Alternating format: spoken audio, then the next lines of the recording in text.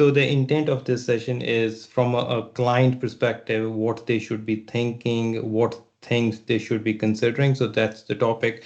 We'll talk offline about our methodology and the process. And I can jump on a call with Kieran yourself, and we can walk through the process. Yep. And yeah, so we can take that offline. So the agenda for this session is I'm sharing my screen. Can everyone see my screen? Yep. Okay, that's great. So we'll jump in on this topic, and this is how to choose the right ERP without wasting money, doing more with less. That's the general theme. So I'll Yep. step you through this, and please ask questions as we move forward. And if you want others joining. Okay, let's get into the topic.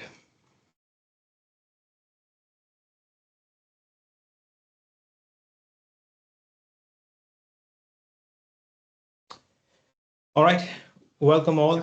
This is a lunch and learn session, and we spend half an hour, so 30-minute session where I will be speaking through the topic which we have got on agenda. Last 15 minutes, we will be going through any Q&A. This is an open discussion. It's light and easy. There is no formality to anything which we are doing or talking. So this session is for you. So what I am requesting is for the things that resonate, take action. I want you to all to take at least one action. Please do not consider this as another information session. So things that resonate, take action. And if you have any questions, always please reach out. Now we will have a recording for this session, and we will email you the recording after the session, so you don't have to take notes, sit back, relax, go through the topic with me, and eat your lunch. I'm expecting you'll be eating. It's lunch and learn. So no formality. It's an open session for you. Listen in, and the last 15 minutes, I'll request everyone to join in, share your perspective. It's an open Q&A, really. Okay, with that in mind, let's get into the topic. Okay, let's share a context first. Now, this context is really important. So we understand where we are coming from. Now, imagine the ERP implementation project is approved. So the business case is approved, the funding is approved for your organization. Now, you are being tasked to look for a new ERP. So there are quite a few options, and you're looking, okay, the project is signed, the funding is there, the organization is going to implement ERP. You are tasked to look for the ERP project, and the question is where to start. That's the context, that's the perspective through which we are running this session. So imagine this is you and what you will be doing. Okay, first of all, scene setting. The first step is really we consider what this is all about, what sort of task is in our hand. So from that aspect, we say ERP is a long-term commitment. So once we implement ERP for returns on investment perspective, we want to make sure that ERP stays within our organization for at least 5 to 10 years. So it's a long-term decision for our organization. The second is whichever ERP we're going to implement, that is going to be a major change in our organization. So from a change aspect, it's a major change. The third element is the capital investment. That means we're going to invest a lot of capital, relatively speaking, on this decision. So if you look back, what task is in our hand, we are going to decide which ERP we implement for our organization. The ERP we decide is going to sit within our organization for at least 10 years or more. It is going to be a major change for how we conduct the business, and we are going to put a lot of capital investment for the decision. So it's not a light decision. It is perhaps a one-way decision. Once it's made, we all hands down, we are going to invest time, money, effort into this project. So it's a one strategic, critical decision we are going to make. Hence its importance and something we should not be taking lightly. As an example, if you think, look, okay, one of my previous organizations have implemented, say, SAP or Tech One or ReadyTech or NetSuite. It's a good product. Let's implement this product. These sort of comments should be avoided. If we say last organization we implemented NetSuite, Microsoft, or say Tech One, and they're crap, we don't want to implement, that's not good either. So we do not make judgments based upon our understanding or previous experiences. Instead, we follow the process. And now we're going to go through what that process should look like. So this decision is really important, what we should be looking for. That's the next sort of topic. And say, given the importance of this topic, given the importance of this decision, what we should be looking for. Let's talk about what we should not be looking for first. So we're not looking for the best ERP. We're not looking for the most famous, the most feature-rich, most popular ERP. We are not looking for AI-based ERP either. So we are not looking for an ERP which has got all the features of AI, fancy mobility. We're not looking for that either. We are not looking for an ERP which is on the magic quadrant of on Gartner. So a popular, a well-recognized ERP. Instead, what we're looking for is a partnership with a compatible product and a trustworthy implementer. That's what we are looking for. And this point is really vital because when we get into the implementation part, the chances are we are going to be distracted if we are not clear on the objective. The first point we made is this is a one critical strategic decision that you're tasked to make or facilitate for your organization. That's one. Since it is really important, we do not want to be distracted by the best AI or some popular ERP. Instead, our focus should be we are finding a partner. We are tasked, or our objective is to find a partner who has got a years of experience implementing the product, and the product is compatible for who we are as an organization. So we're looking for compatibility. We're not looking for the best.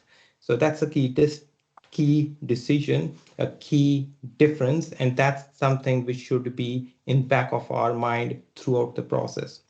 Let's talk about the process now.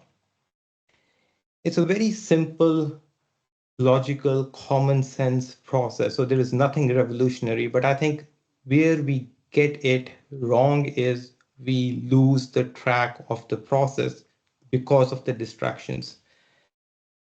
We'll cover that a bit more, but let's talk about the process. Now, the first thing is, the first step is we go inwards. The second step is we go outwards. The third is we understand the game. Then we negotiate and then we sign. It sounds very simple and high level, but let's get into the detail. Now, when we say go inward, that means we understand us as an organization, where we are right now, where we want to be in future, what are the capabilities of our team, what are the capabilities of the team in terms of implementation, change, project management, data migration, and so forth, how this ERP is going to be integrated with other software we have. So we understand us as an organization. That's what we say by going inwards. Based upon that knowledge, we go out. Now we know a lot about our organization. We go out with that knowledge with the RFP and follow a process for the selection. The third step is while we are assessing, while we are going through that process, we understand the game we are in, and we'll unpack all of these points in detail. And then we shortlist and finalize the vendor. Then we go through the negotiation process, finally sign and close the process. So this is really very straightforward, but I think the value is in detail. So let's go to the step one first.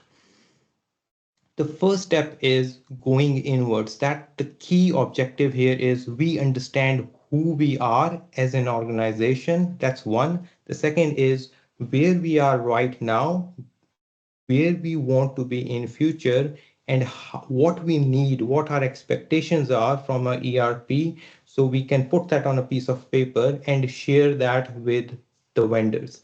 So going inwards is we understand what are the key problems that are crippling our organization. What are the requirements? What are the expectations, needs of our organization when it comes to ERP?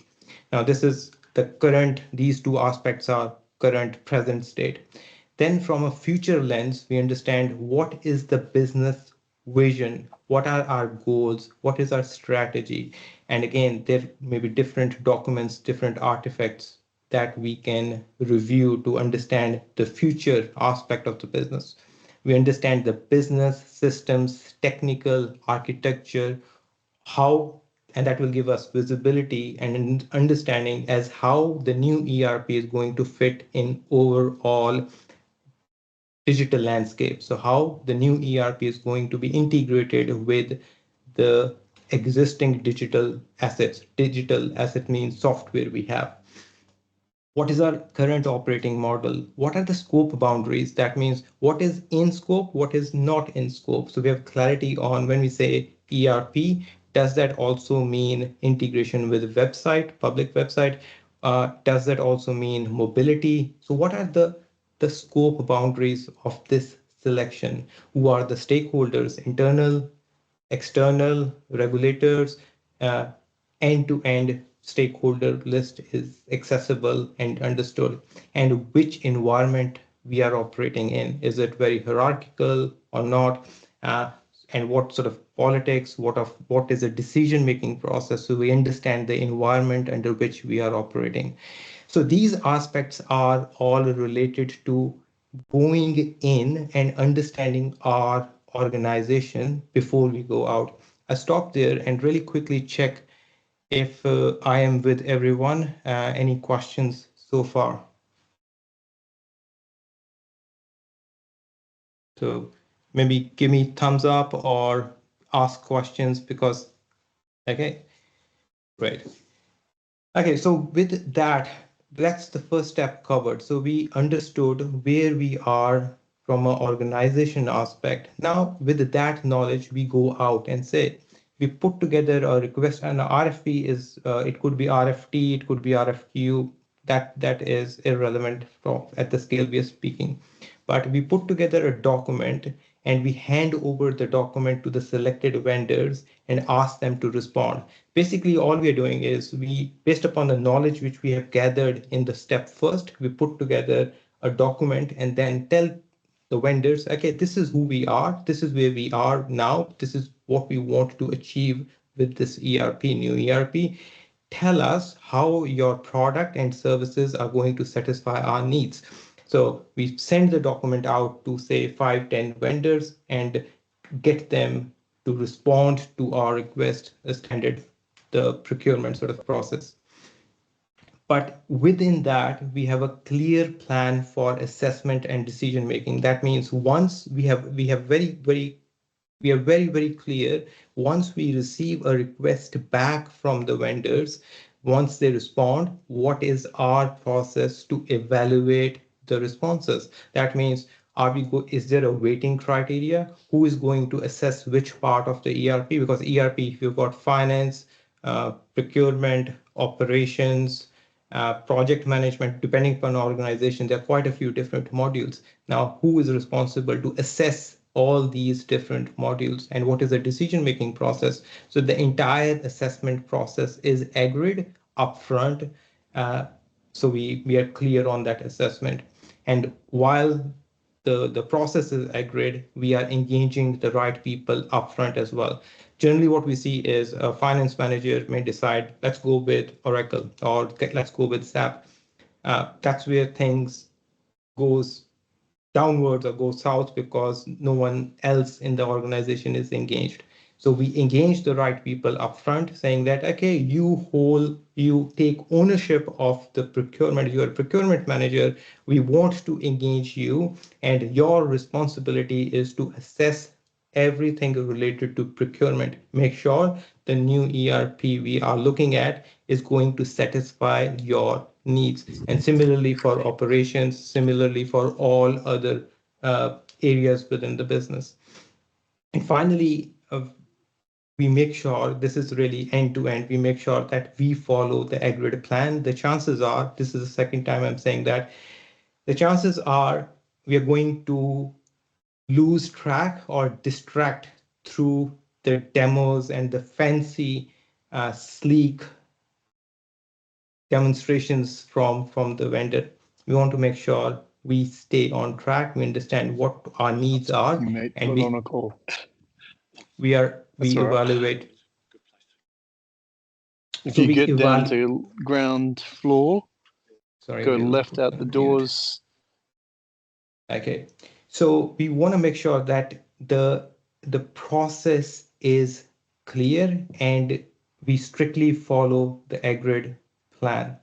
That is point 2, and now we're jumping into the point 3, and this is at point 1 and point 2. Step 1 and step 2 is really understanding us, and we send our requirements to the vendor with clarity on how we're going to do evaluation and who is going to be responsible internally within our team. The third step is, as a selection team, we fully understand the game we are in. And this is really vital. It is not just us being responsible for selection, it is our entire selection team. Again, imagine there is a finance manager, procurement manager, project management, PMO manager, people related to shop floor, or based upon your different organization, there will be different people involved in the selection process. All of them are clear with the game, and these are the few rules uh, within this selection sort of game. The first is your priorities are different from vendor. Your priority is to select the compatible product and a vendor, implementer who you can trust. That is what you're looking for. The vendors who are responding to you, their priority is to make a sale because their commissions, their win is related to the sale. More they sell, bigger they sell, their incentives are based upon the sales. So at no point, there is nothing wrong with it, but that's how the industry is set up. So we should be clear in our mind that our priority is different from the vendor. That's one. The second is, vendor has much more experience than us. That means they do, the sales team, which we are talking during the selection process, they do this for a living. They assess the RFPs, they respond to RFPs, they go through the demos, they tell all the good capabilities the product has, but they do this for a living. We perhaps are doing it for the first or second time. So there's a big gap in our experience and the vendors who are responding to us. And this should be in our back of minds all the time. Thirdly, you will not see the same people again. That means the sales people who are engaged in the selection process, you're not going to see them once the deal is signed. There is nothing wrong with it, but that is a process. The process is the sale team do the sale. Once we sign off on the sales, the project is now handed over to delivery team, which is an entirely different team. Let's therefore not make an assumption that people we like, people we trust are no longer with us. They are moved, we cannot even see them. It is how, again, the industry works. There is a sales team responsible to make sure the pre-sales and sales work is done. Once the sales is complete, they are handed over, the project is handed over to delivery team. The delivery team is the one which will be doing the entire implementation. So the people who you are liking and trusting, you may never see them once the sale is complete. Again, should be in back of our mind throughout. Fourthly, you are underestimating complexity, capability, and effort. That means when we are evaluating, it seems very simple, it looks very sleek. But again, because of the experience of the vendors, because that's what they do for a living, it we are led to believe that everything is so sleek. This is exactly what we want. But while we are looking at all those demos, we are underestimating the complexity. That means amount of effort that is going to take to get to that level. That thought is not natural, but we are underestimating the complexity. We are also underestimating the capability. That means there is a lot of work that needs to happen on the client side: project management, business analysis, change management, uh, testing, report writing, security, data migration, to name the few, architecture. So there's a lot of work that happens on a client side, but when we are selecting, when we're doing this initial assessment, uh, no discussion happens because that's where the complexity is. And from a sales side, things are kept simple, sleek, straightforward.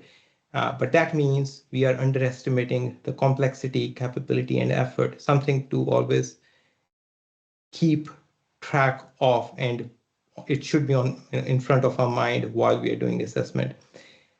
Moving forward, again, they're related. We may be too optimistic. The end product may look very, very good. That means our optimism is, that's exactly what I need. This is, again, the product which I was looking for. So we are very optimistic about the end product. In reality, when we get the end product, it is not going to be same as what you're looking in the demos because of the reasons which I shared before.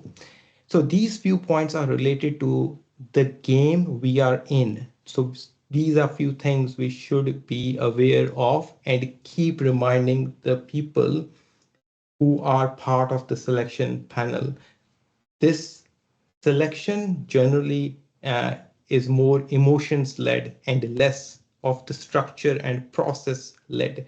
And our role as facilitators or someone who is taking accountability for the selection is to keep things sane, to follow the process and make sure the emotions are not led high. Moving forward about role and responsibility, again, our role is that we are the owner. As a client, we are the owner and ultimately accountable for the project. It is not vendor.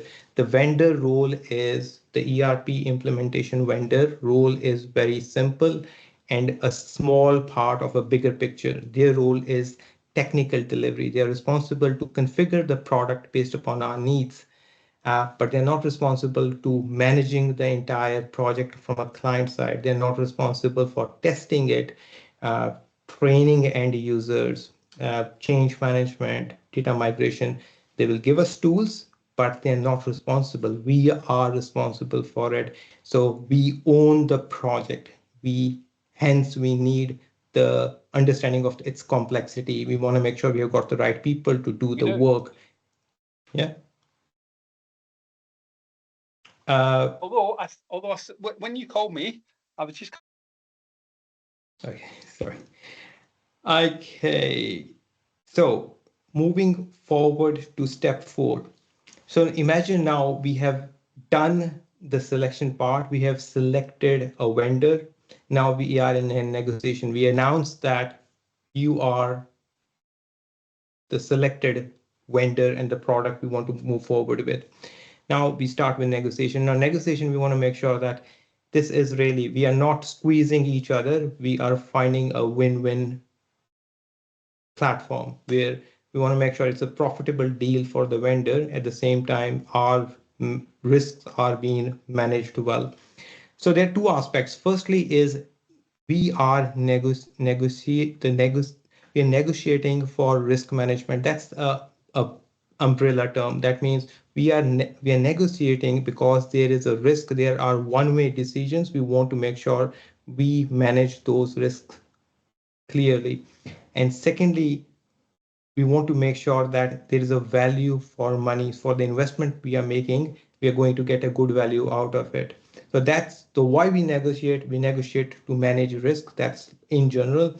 But at the same time, when it comes to the negotiating on, there are aspects related to cost and specifically implementation cost, license and support. These are generally on which we negotiate. And then we want to make sure that we negotiate to get the best people for our project, because delivery team is different from the sales team. Okay, so that's step 4. And then the final step is step 5, where we make sure that we follow the selection criteria.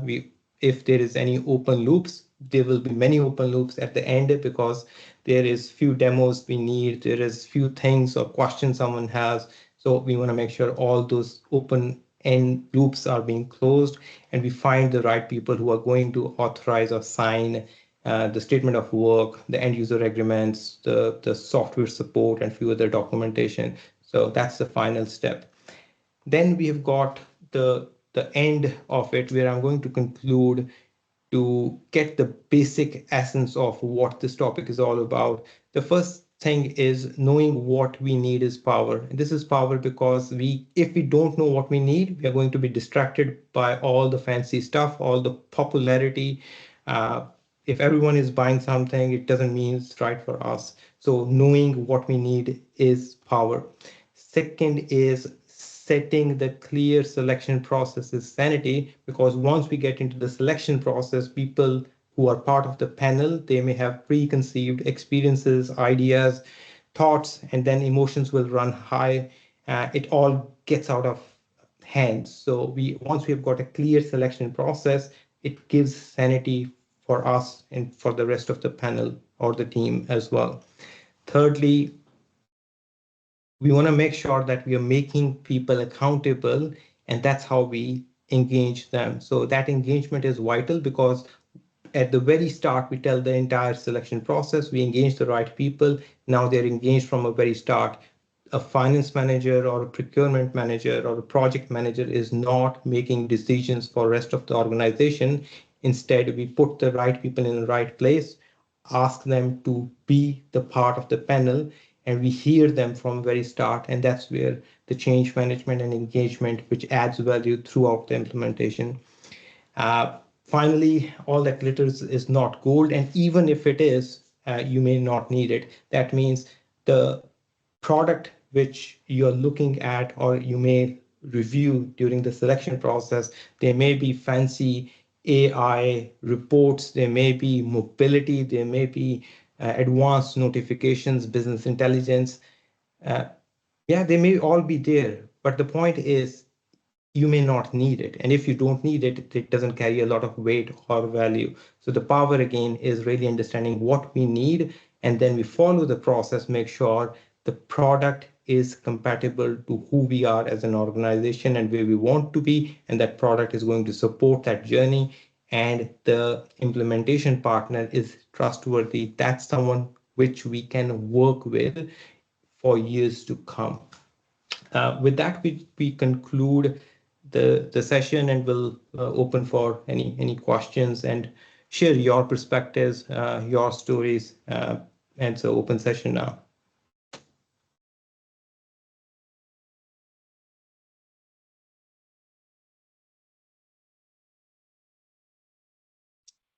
Hi, SP. I thought that was a really good walk through the topic. Thank you. Thanks. I think it's helpful. It's helpful. The points you raised, I found to be pretty relevant, and they show the complexity. One of the challenges is actually to right size your project to the size and the capability of the organization. I think it's probably good to know that there are some really good methods and tools that help you go through that. So for instance, following a Prince method for your project management helps you break it down into chunks and follow follows a standard and sort of successful business rules. Things such as learning lessons from your peers. If you don't have the experience within it, there are methods to open up the topic and probably look a little bit outside of your normal frame of reference. But I think you've hit a lot of points there that are on the money, really. One of the points you didn't mention, which are just from my experience, is cadence counts. Quite often you sign a contract, and by the time you come to implement and actually measure whether you've achieved your benefits, it can be several years, and maybe the same people aren't in the room.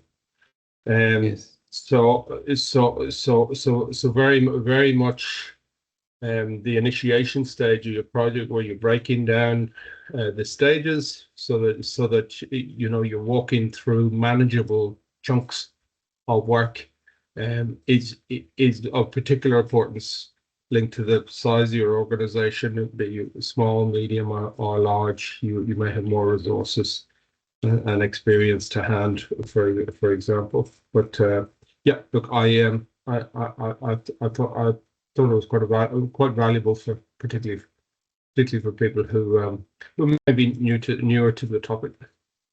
Certainly. No, thank you. I think this is really, because of the time scale, I agree with you. It takes a long time for us to select and implement, and the benefits and business cases. Because years pass in between. We tend to just move on to the next thing and never look back on why we implemented and have we got the value which we anticipated before the investment. Thank you, Kieran. Any other?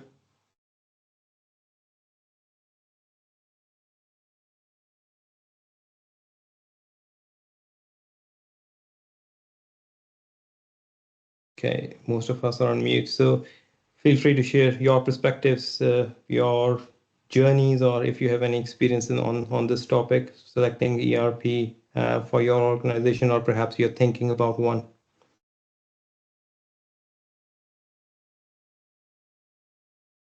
SB, I have a question for manufacturing and service industry. What can be a cheaper alternative for ERP, especially for small businesses and startups who does not need a full-scale ERP, but they do need some tools where they can basically track their purchase orders, they monitor their backlogs and order books and stuff like that, especially when they're dealing with like long cycle business, like from I'm talking like from quotation to delivery is usually like several months. Yep, certainly. I think I'll go back to the methodology, Arjun. So I don't think we should again jump on the cheaper or the best option. We understand, again, from a process which we covered, we understand us as an organization. Once we know us as an organization, what sort of process in scope, then we've got multiple tools to identify which is going to meet our needs. There are tools which are related to software selection. There are TEC. I can share that offline as well. So there are quite a few portals which help you evaluate different products. But there is obviously AI and all. But those tools and AI is worthless if we don't know who we are as an organization, what is the scope, things which we covered in this session. So I suggest you always start with going inwards and understanding, okay, this is the problem I'm solving, this is the scope, this is what I want to see now and in coming, because these things should be scalable as well. So in future, this is what I want to add on, and then use the tools which are available online. I can share that with you offline as well, and use AI to evaluate, okay, I cannot send this request to 100, but I want to shortlist it 10 to who I should start looking. So that is easier part. The difficult part is understanding who you are as an organization. So start with that. Yeah, SP, thanks. If you can share that, because we definitely know what we need and what are our pain areas, but I think we can take this offline and have maybe a one-on-one discussion. Thanks. No problem. No problem. Certainly. Thank you, Richard. Anyone else? Any questions? If you're going through a similar journey, feel free to share. Okay, if not, we'll wrap up this session. So last call, and before that we'll wrap up. And again, we'll have a recording with all of you via email. We'll share a link that will be on our website.